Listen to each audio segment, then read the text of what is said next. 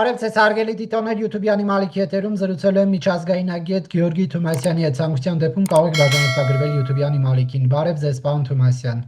Բարև ձեզ։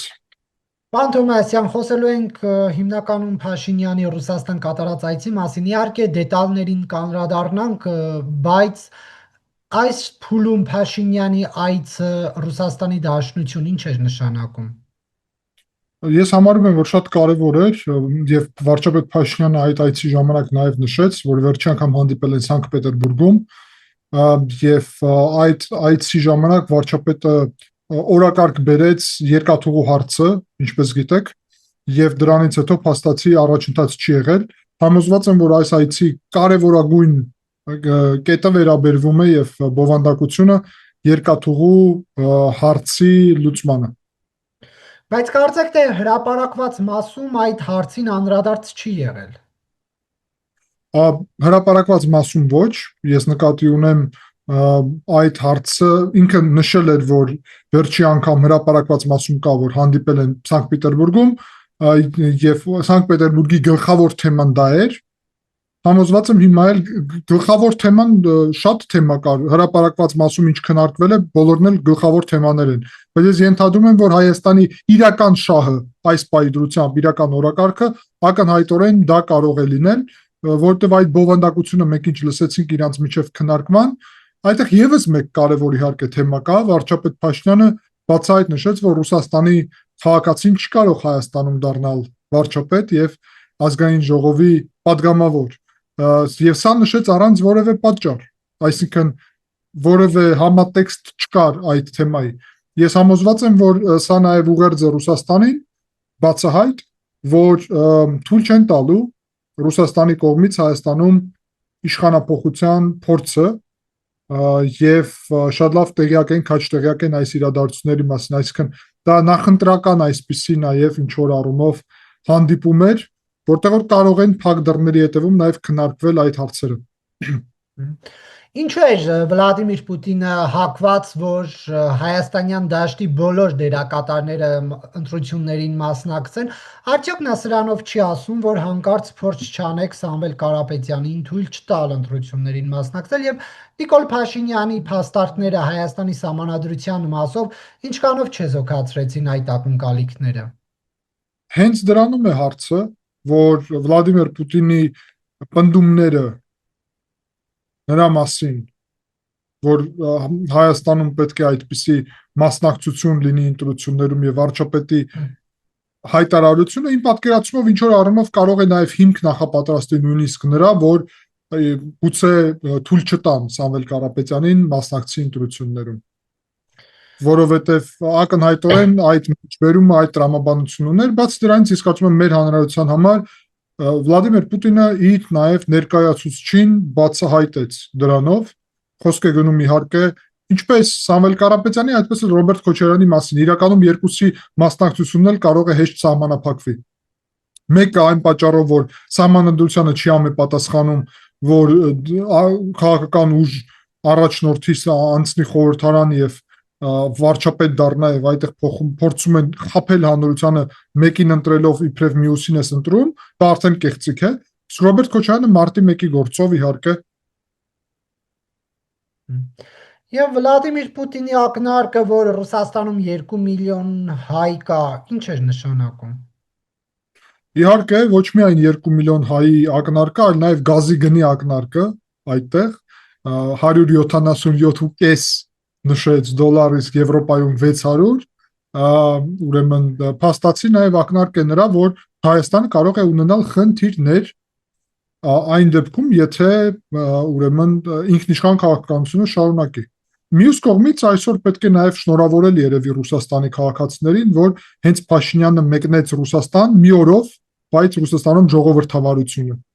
ԶԼՄ-ներում քննադատում են Փաշինյանին, Հայաստանի դեսպանության մոտ ցույց են կազմակերպում, ցույցերի արգելափակում չկա Ռուսաստանում։ Մի խոսքով Հայաստանը ժողովրդավարությունը բերում Ռուսաստան իր քայլերով, նո ակնհայտ է ամեն ինչ, հիմա իհարկե հասկացաք բովանդակությունը ինչ եմ փորձում ասեմ, Ռուսաստանը բացահայտ նաև սրանով ցույց է տալիս, որ իրականում ինքը ոչ միայն Փաշինյանի դեմ է, ինքնիշխանության դեմ է, ունի իր սեփական տեխնացուներին այս ընտրություններում եւ ունի իր սեփական օրակարգը եւ զգուշացնում է, որ հանկարծ շեղվենք այդ օրակարգից եւ հանկարծ չփորձենք նույնիսկ սահմանափակել Սամվել Կարապետյանի մասնակցությունը։ Ամեն դեպքում ես կարծում եմ, որ Հայաստանը ինքնիշխանության գաղափարներից պետք է դուրս գա եւ կարեւորում եմ նաեւ վարչապետ Փաշինյանի այդտեղ արձանագրումը Ղարաբաղի մասին, այն առումով, որ ինքը ասաց, որ այդ թեման արեք չքննարկենք, փաստացի, ես թարգմանում եմ իհարկե, եւ այդ թեման այլևս քննարկելու անհրաժեշտություն չկա, դրանով նաեւ Բաքվին մեսիջ ուղղեց, որ Հայաստանը վստահելի է Վաշինգտոնի այդ փաստաթղթի տրամաբանության ներքո, բայց միևնույն ժամանակ դրանով նաև բացեց ել ավելի Ադրբեջանի հետ համագործակցության հնարավորություններ։ Եթե Ռուսաստանը Հայաստանի համար փորձի ճգնաժամ ստեղծի տնտեսական, մենք Իրանի, Ադրբեջանի, Թուրքիայի, Վրաստանի հետ հարաբերությունները զարգացնելով կարողանալու ենք բալանսավորել դա եւ որ Հայաստանը կախվածություն չունենա որևէ մեկ պետությունից։ Մի քիչ շատ չեք չափազանցնում Թուրքիայի եւ Ադրբեջանի դերը հաշվի առնելով, որ Թուրքիան նույնիսկ երրորդ երկրների համար սահմանը չի բացել, իսկ Ադրբեջանի տարածքը օգտագործում ենք ռուսական եւ ղազախական ապրանքներ ներկրելու համար։ Դե Ադրբեջանի տարածքը օգտագործում ենք նաեւ ադրբեջանական նավթամթերք ներկրելու համար, բացի դրանից Ռուսաստանից բացի նաեւ որ պետությունից ուզում ես կարաս Ադրբեջանի տարածքով ներկրել տարբեր միջոցներ, այսինքն դա բացում է չինական, կենտրոնական ասիական շուկան, կենտրոնական Ասիայում պարենի բավարար քանակ կա, Չինաստանում այնպես էլ գիտեք, փաստացի ամեն ինչ կա արտադրման առումով, ուստի Հայաստանը այսպիսի առանձնահատուկ կախվածություն ներմուծման ուղղությամբ չի ունենա, Ռուսաստանի հետ կարող են իհարկե լինել խնդիրներ, մեր հայրենակիցներն են այնտեղ ապրում, հայ-ռուսական հարաբերությունները եւ Պուտինն էլ էր դրա մասին խոսում, լուրջ 6 միլիարդի են այս պահի դրությամբ շրջանառությունը միջև այդ ավելի խոշոր էր անցյալ տարի, այսինքն սա խոսում է նրա մասին, որ իհարկե Ռուսաստանի հետ կարող են լինել ծանր հետևանքներ, այդ պատճառով դուք տեսաք վարչապետ Փաշինյանը բազում անգամ դրական, դիվանագիտական, գնահատականներ տվեց, շնորհակալություն հայտնեց, ասաց, որ մենք Ռուսաստանի դեմ չենք վարում քաղաքականություն, որ Եվրոպայի հետ խորացնելով նաև Ռուսաստանի այդ հարաբերությունները վնասելու օրակարգ չունենք, այսինքն բավարար ամեն ինչ ասեց, որ չվնասի այդ հարաբերություններին։ Պարոն Թումասյան, անդրադառնալով կրկին Վլադիմիր Պուտինի 2 միլիոն հայի շեշտադրմանը, սա ակնարկ էր միջամտություն ընտրություններին, Հայաստանում ընտրության իրավունք ունեցողների մասով, հատկապես որ վերջերս էլ Հայաստանի արտաքին հետախուզական ծառայությունն էր հայտարարություն տարածել այն մասին, որ կոնկրետ երկրում Հայաստանի քաղաքացիություն ունեցողներին ստիպում են գալ Հայաստան եւ կոնկրետ ուժի ընտրել։ Այո, իհարկե, եւ 2 միլիոնի առումով իհարկե Պուտինը դա նկատի չուներ, նկատի ուներ, որ կարան խնդիրներ ունենալ այդ 2 միլիոնը, այսինքն ինչ որ առումով պատանդի գերու կարգավիճակի մասին է խոսքը։ Մենք տեսել ենք ադրբեջանական համայնքի դեմ ինչ է արել Ռուսաստանը։ Ուղղակի օբյեկտիվորեն պետք է ասել, որ դա շատ ծանր գործողություններ էր, որը նաև կապ ուներ Ադրբեջանի քաղաքական դիրքորոշման հետ, այդ թվում նրա հետ, որ Ադրբեջանը ինքը շեղվեց Ռուսաստանի կողմից վերահսկվող ճանապարհից եւ համաձայնվեց Վաշինգտոնում ստորագրել, դա փաստ է, այսինքն մենք մենակով չենք կարող ստորագրել Վաշինգտոնում եւ Իլհամ Ալիևն էլ այդ որոշումը կարևոր կայացրել է։ Ուստի այսպիսով պետք է ասել, որ այդ ակնարկը կա, բայց արտաքին հետախուզության ծառայության այդ տվյալները երոք շատ կարևոր են, մտահոգիչ, հատկապես ես պետք է իմ համատեքստից սրա մասին խոսեմ, բացի նրանից, որ Ռուսաստանից տեղեկատվություններ կան, բայց իմ անձնական տեղեկատվությունները սահմանափակ են Ռուսաստանից, ես կարող եմ Վրաստանից խոսեմ։ Վրաստանում գործընթացները նաև ակտիվ տեղի են ունենում, մենք տեսնում ենք առաջի փորձերը արդեն Վրաստանի Սամսկե Ջավախեթի, այսինքն Ջավախք շրջանում, որ մեր հայրենակիցներին ով պարզաբանում են, որովհետև ինչ որ հանրության մի մաս լավ չհասկացավ սա, ով երկու քաղաքացիություն ունի, այսինքն համ Վրաստանի, համ Հայաստանի, միայն նրանց մասին է խոսքը, իսկ այդտեղ Ջավախքում շատերը ունեն երկու քաղաքացիություն, խոսք է գնում հենց դրա մասին, որ իրանք կազմակերպված գան Հայաստան եւ մասնակցեն ընտրություններում, գլխավոր ուղղությունը, որը օգտագործվում է այստեղ մի կողմից դա, գիտեք, Ջավախքում շատերը Ռուսաստանում բարեկամներ ունեն եւ իրանց ասում են, որ եթե ուզում եք ձեր բարեկամները խնդիրներ չունենան, եթե ուզում եք իրանց բիզնեսը խնդիր չունենա այնտեղ, եթե ուզում եք դուք էլ խոփան, այսինքն աշխատանքի Ռուսաստան տարեկան մեկնեք խնդիր չունենաք, եւ հայ-ռուսական հարաբերությունները սրանով խնդիր չունենա, ապա շատ կարեւոր է որ ընտրեք Սամվել Կարապետյանի ուժը եւ իրանք պատրաստ են կոնկրետ կազմակերպել այդ ուրեմն ավտոբուսներ, թե ուրիշ ձևաչափով կներեք, պարոն Թումասյան, Վլադիմիր Պուտինը, այսինքն Նիկոլ Փաշինյանին դրդում էր ակնհայտ Հայաստանի Հանրապետության սահմանադրության խախտման, որովհետև ասում էր, ուզում են, որ բոլոր ռուսաստանցի անձնագիր ունեցողները կարողանան մասնակցել ընտրություններին, բայց Հայաստանի սահմանադրությունում պարզ նշված է վարչապետին տրվող այդ պարամետրերը, այսպես ասած, թե ովքեր կարող են հավակնել վարչապետի պաշտոնին եւ պետքա բացառապես լինել Հայաստանի Հանրապետության քաղաքացի։ Վերջին 180 օրը գտնվի Հայաստանում, կարծեմ ոչ 180, 4 տարի։ Չէ, 4 տարի պարտադիր կարծեմ լինի քաղաք։ Մի խոսքով ակնհայտ է, որ Չէ, պարզաբանում հստակ, որովհետև ուսումնասիրել եմ, անպայման 4 տարի պետք է բնակվի Հայաստանում եւ 4 տարի լինի միայն Հայաստանի քաղաքացի, որ ընտրվի։ Իսկ ընտրելու առումով ինչ վերաբերվում է, ապա ինքը ուղղակի պետք է քաղաքացի լինի եւ ինչ որ ժամանակ Հայաստանում ապրի նաեւ կամ ներկա լինի, բայց հարցը նրանում է, որ ինքը ընտրվելու համատեքստում էր նաեւ խոսակցություն եղավ, բայց բացի ընտրվելուց նաեւ ուզում են, որ Ռուսաստանի քաղաքացիները կարողանան Հայաստանում ընտրել նաեւ, ընտրություններում մասնակցել։ Խնդիրը նրանում է, որ դա ուղղորդվում է կոնկրետ եւ դա խնդրահարույց է։ Դա իրոք միջամտություն է, նախորոք եմ ասում, դա այն կոնկրետ արտաքին միջամտության մասին է, այդ թվում Վրաստանի առումով էլ, որը կարող է լուրջ ազդեցություն ունենալ Հայաստանի ընտրությունների արդյունքների վրա, որովհետև բնակչության թիվը համ Ռուսաստանում, համ Վրաստանում հայերի ի վերջո կարող է ազդել ընտրությունների արդյունքի վրա եւ կարեւոր է, որ Հայաստանի քաղաքացիները եւ Հայաստանում բնակվող մարդիկ ի վերջո, արեք այսպես ասենք, որովհետև Հայաստանից դուրս ապրողը կարող է մտահոգված լինի, կարող է իր կարծիքը ասի, բայց քվեարկության առումով կարևոր է, որ քվեարկի այն մարդիկ, ով ապրում են Հայաստանի Հանրապետությունում եւ ուստի սա միջամտություն է ստացվում արտաքին եւ սա շատ վտանգավոր է։ Պարոն Թումասյան, ինչի կհանգեցնի այս դեպքում Փաշինյանի մերժումը Վլադիմիր Պուտինին։ Դե Ռուսաստանը միշտ էլ պատրաստ է մեր դեմ տարբեր միջոցներ օգտագործել, այնպես չէ որ 3 վտանգը չկար, այսօր կա կամ վաղը ավելի շատ կլինի, մենք պետք է դիվերսիֆիկացնենք մատակարարման ուղիները, պետք է բացենք Թուրքիայի եւ Ադրբեջանի հետ սահմանները, այլ ընտրանք դրան չկա։ Ցավոք այն առումով որ մենք ելք դեպի ծով չունենք, որ ասենք որ մենք ինքնուրույն ուրեմն քաղաքականություն կվարենք այդ առումով, Վրաստանի միջոցով կարող են էլ ավելի փորձել Հայաստանը ճնշել ինչ-ինչ դեպքերում, հենց Ռուսաստանը կարող է համայնքը ճնշել,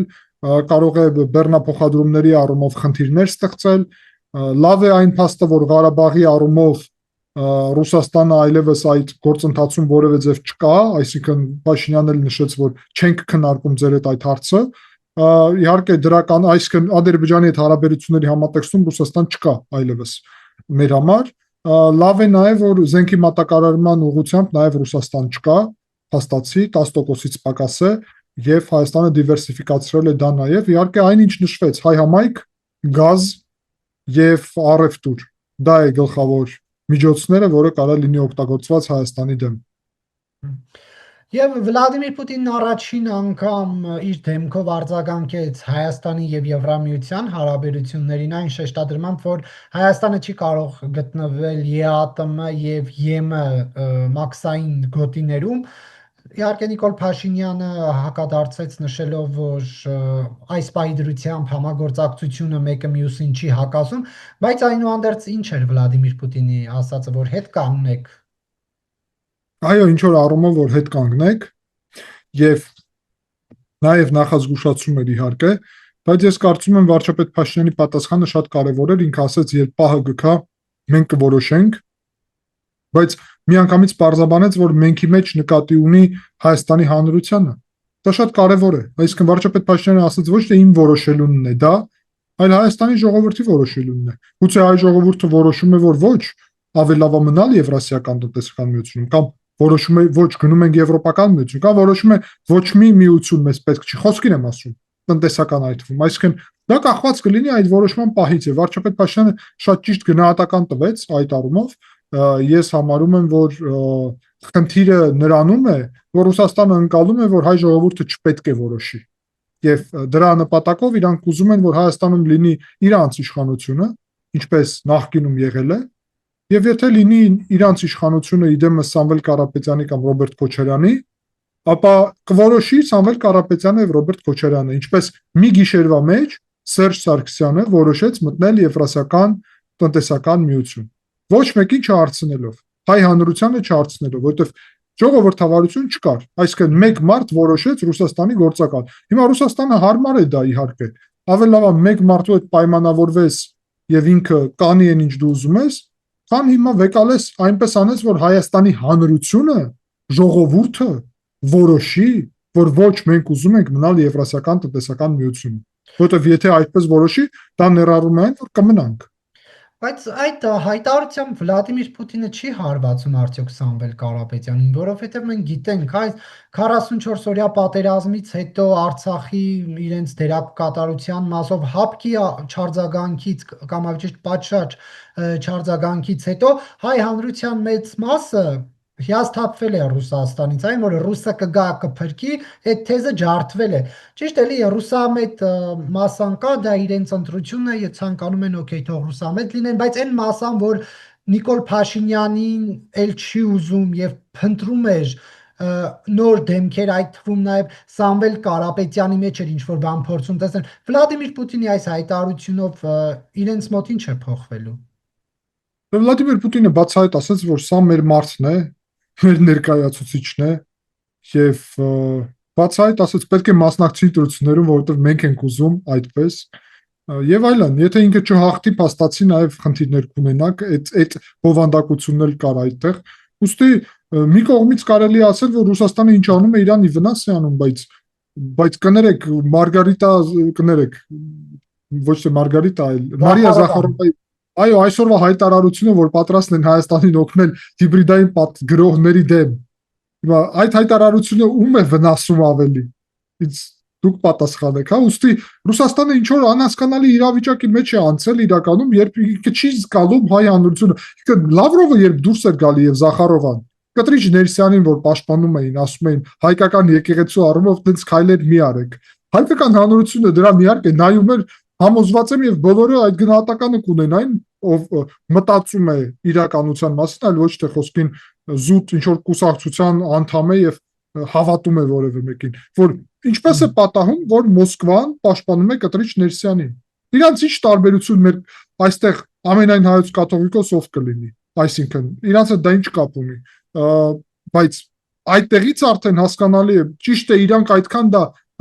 թերի են անում, որ իրանք բացահայտում են իրանց ներկայացուցիչներին, բայց իրանք որ օրերս նույնիսկ իրանց արտաքին հետախուզության ծառայությունը Վրաստանի թեմայով հայտարարություն է արել Ռուսաստանի վրացական եկեղեցու ուղղությամբ նաև այդտեղ հայտարարություն, այդտեղ էլ շատ բան բացահայտվեց, միջև այդ նաև փաստացի վրացական երազանքի առումով, որ ասում էին Եվրոպան փորձում է Վրաստանում հեղափոխություն կազմակերպել, հիշում եք, չէ, այդպիսի հայտարարություններ կա, բայց դրանով բացահայտում են, որ այսօրվա իշխանությունները մեզ ձեռ է տալի Վրաստանում, հանկարծ չփոխեք։ Այսինքն Ռուսաստանը գործում է շատ զարմանալի ձևաչափով, ամեն իր քայլը իրանք չեն հասկանում, որ իրանց է վնասում, որովհետև իրանք հաշվի չեն առնում, որ հանրությունը մտածում է։ Հանրությունը առանձին Փաշինյանից, Սամվել Կարապետյանից եւ Ռոբերտ Քոչարյանից ինքը առանձին մտածում է, դիտակցում է, տեսնում է, այսինքն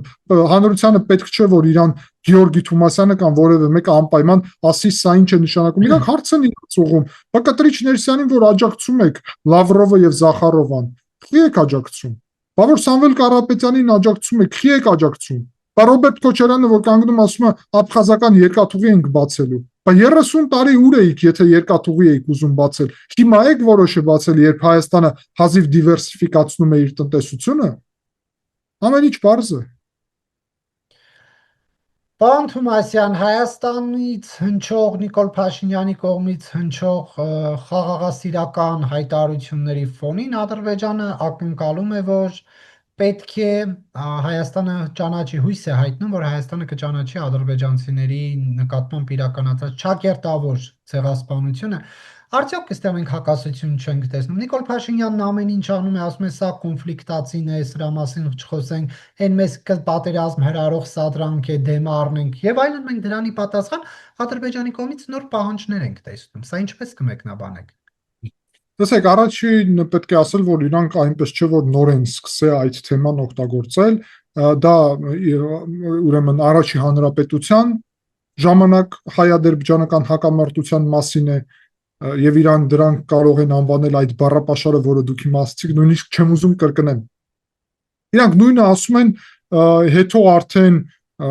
փաստացի, գիտեք,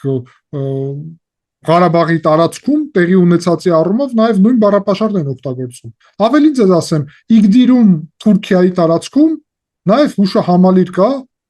որը նույն տրամաբանությունը ունի եւ փորձում են հայերին մեղադրել թուրքերի ցեղասպանության մեջ։ Գիտեք, սա նորություն չի։ Վաղուց գոյություն ունի եւ քննարկվում է։ Հիմա վարչապետը նրանում է ճիշտ, որ այս ցեղասպանությունների տրամաբանությունով շարժվելը հեռու չտանի մեզ։ Ես դա ասում եմ, որ Ադրբեջանն է շարժվում այդ տրամաբանությամբ։ Դե տեսեք, չէ, միջև այդ հիմա անկեղծ լինենք, հա։ Միջև այդ մի քանի շաբաթ առաջ Հայաստանը հայտարարություն արեց Բաքվի, Սումգայիթի եւ Կիրովաբադի ջարդերի մասին։ Ադրբեջանի արտաքին գործերը պատասխանեց։ Հիմա Ադրբեջանը հայտարարություն արեց, պատասխանում է ուրեմն հայկական կողմը, ադրբեջանական կողմը,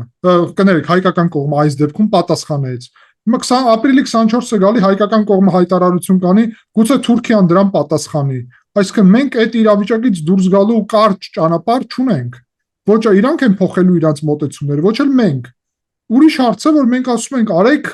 եւ իրանք էլ են շատ դեպքերում դա իրոք ասել, բայց արենք հարաբերությունների տրամաբանությունը փոխենք, որովհետեւ դա մեզ ոչ միտեղ չի տանում։ Այո, նախկինում եղել է շատ եւ շատ ջարդեր, երկկողմանի է միշտ, այսինքն հակամարտությունը երկկողմանի է։ Ով ավելի շատ ինչ դեր է ունեցել, երբ դա հիմա քննարկելով մենք հեռու չենք գնա այն առումով, որ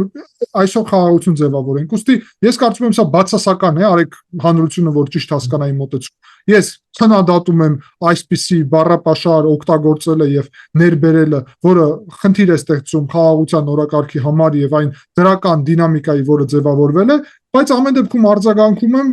արձանագրում եմ, որ այսպես շուտ դուրս գալ այս հակամարտության տրամաբանությունից բարդ կլինի եւ մեզ պետք են տարիներ, որ մենք կարողանանք հասնել նրան, որ կամ ինչ որ լուծում ենք գտնում մեր գնահատականներին, կամ փաստացի շարունակում ենք այսպիսի հայտարարություններ, ամեն մեկը իր ասելիքը ունի, Հայաստանը նաեւ կարա առաջի հանրապետության ժամանակ ջարդեր են տեղի ունեցել, նաեւ շատ հայտնի Շուշիում ջարդերը կոնկրետ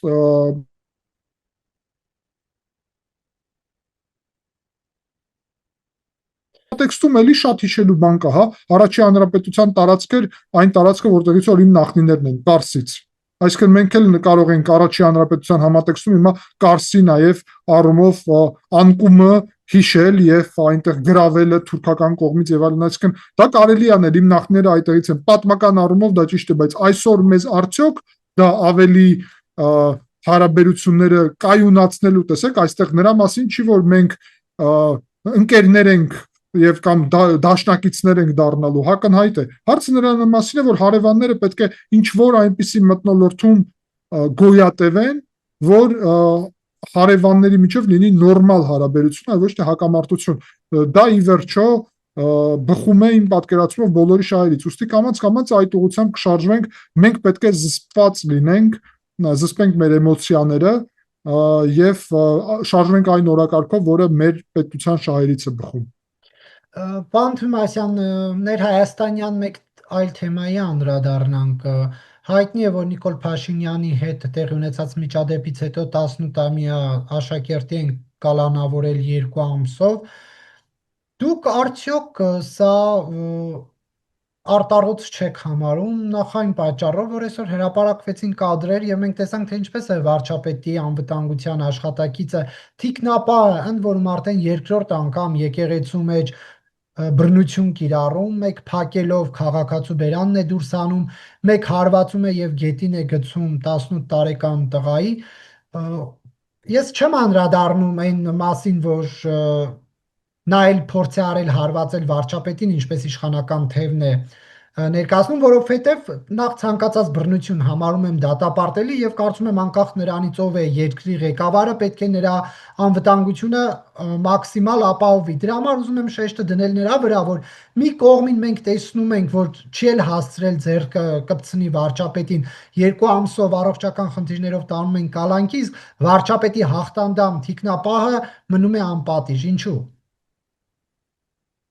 Տեսեք, առաջ երթին ես պետք է այստեղ ասեմ, որ իհարկե ես քննադատում եմ որևէ բռնությունը,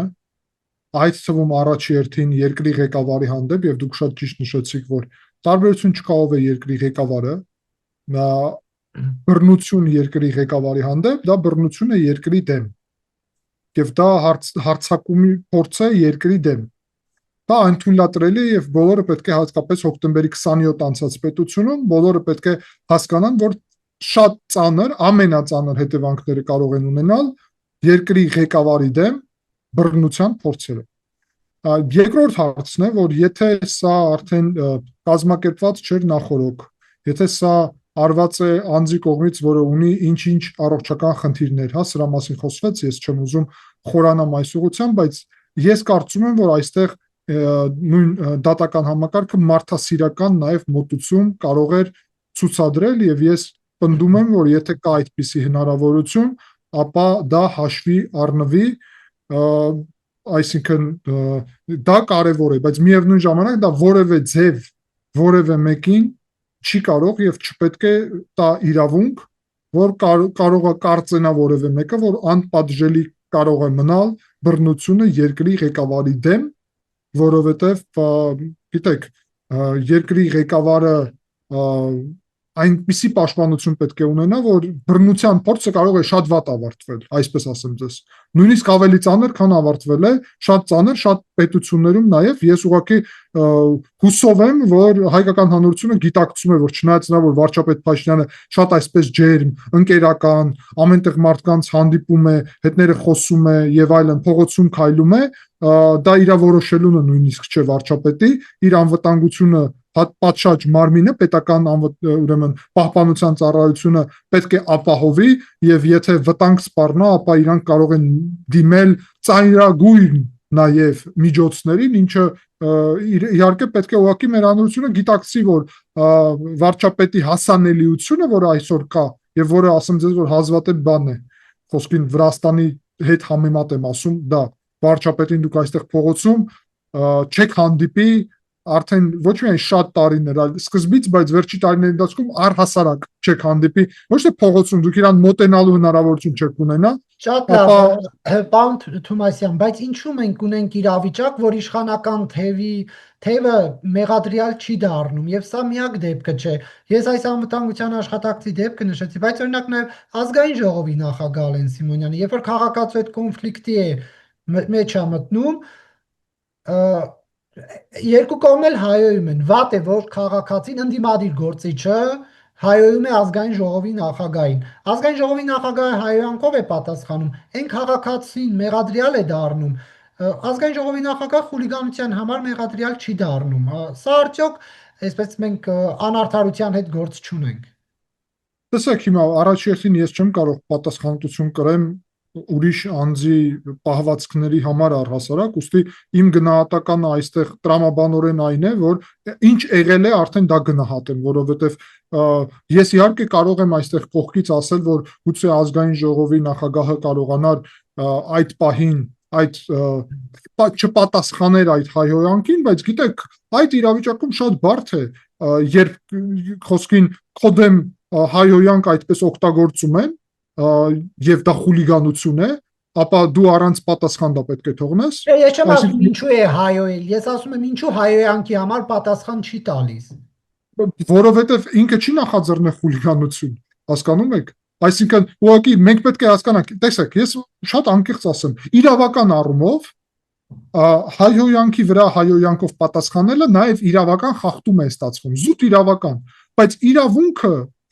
որ ես նաև մասնագետ եմ, միայն նրա մասին չէ, որ օրենքում ինչ է գրված բառացի, դա կիրառես, հասկանում եք, կա նաև հանրության մոտեցումներ, այսինքն հայկական հանրությունում ինչպես է համարվում։ Եթե քեզ որևէ մեկը վիրավորում է, դու իրավունք ունես իրան ի պատասխան տաս, թե ոչ։ Պրոպորցիոնալ, այսինքն ես նկատի ունեմ, որ այստեղ հարվածեր որևէ մեկը, դա արդեն կլիներ ոչ այդ սահմաններում։ Ես չեմ արդարացնում նորից սա։ Ես ասում եմ, որ մենք ցավոք այդպիսի հանրությունում ենք, որ մի կողմից ազգային ժողովի նախագահին հայոյել կարող է այն մարդը եւ ինքը կարող է ակնկալել, որ ազգային ժողովի նախագահը իրավունք չունի իրան պատասխանի, հասկանում եք, եւ հետո դա օգտագործեն, ասեն, տեսեք, իրանք նույնիսկ պատասխանել չկարողացան հայոյանքի վրա։ Այսինքն ազգային ժողովի նախագահը ինչ պետք է աներ, միայն ոստիկանության միջոցով այդտեղ դիմել, գուցե իր օրենքի տրամաբանության, այո, եւ ես հուսով եմ, որ մենք կհասնենք այն օրենքի իրավիճակի, որ առհասարակ չի լինի այդպիսի ուրեմն կոնկրետ դեպքեր, բայց պետք է հաշվի առնել, որ ակնկալել, որ դու կարող ես քեզ ամեն բան թույլ տալ եւ հետո ասել, որ սա քաղաքական էր, դուք իրավունք չունեք, հիմա հարց եմ ձեզ ուղղում, Նարեկ, իրան որ ձերբակալել են, հա, այդ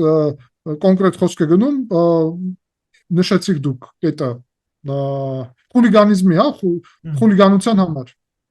ինքը ճանաչում է, որ դա արել է, թե ասում է սա քաղաքական է։ Չէ, նա ասում է հորս է վիրավորել, ես էլ ի պատասխան հայոյել եմ։ Թե առաջինով իբրև ազգային ժողովի նախագահն է առաջինը վիրավորել։ Նրա Արային Ալեն Սիմոնյանը արձագանքել է Արամ Պապատ է, նա էլ հայոյել է։ Հա, իմ համար բարդ է սա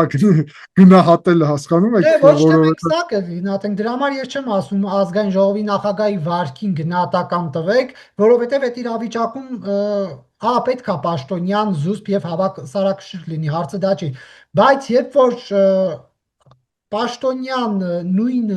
այսպես նույն չէ, այդ բանը նույն չէ, Նարեկ ջան, նույն չէ։ Ես կարող եմ ձեր հետ համաձայնել առաջին մասում։ Պատասխանելը արդարացում է։ Արեք այսպես ասենք, առաջին մասում համամիտ եմ ձեր հետ։ Ոչ եմ անում, հորդորում եմ բոլորին այսպես ջերմորեն, սիրով, այդ թվում իշխանության ներկայացուցիչներին առաջի հերթին, որ ինչքան կարելի է զսպված լինեն, որովհետև ցավոք այդ մթնոլորտում ենք։ Բայց ասել, որ դա նույնն է, այդտեղ կա պատճառ, կա հետևանք։ Մարդը գալիս է եւ սադրում է, հայհոյում է, դրան արդեն հնչում է եւ արան